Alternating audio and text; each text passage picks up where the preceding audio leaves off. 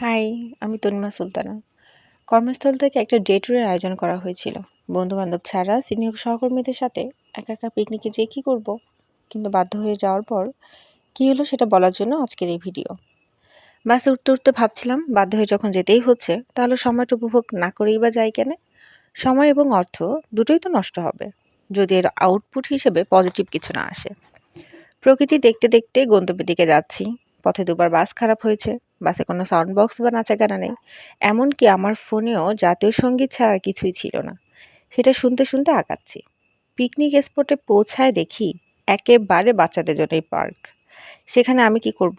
এরপর কিছুক্ষণের জন্য আমার সহকর্মীরা অনুভবে আমাকে এতটাই ছোট বয়সী করে দিলেন, আমি দিব্যি বাচ্চাদের নাগরদোলায় উঠলাম, স্লিপারে স্লিপ খেলাম, পানির মধ্যে লম্ফঝম্প, নিজের বয়স ভুলে ম্যাডামদের বাচ্চাদের মতো উড়ে বেড়ালাম।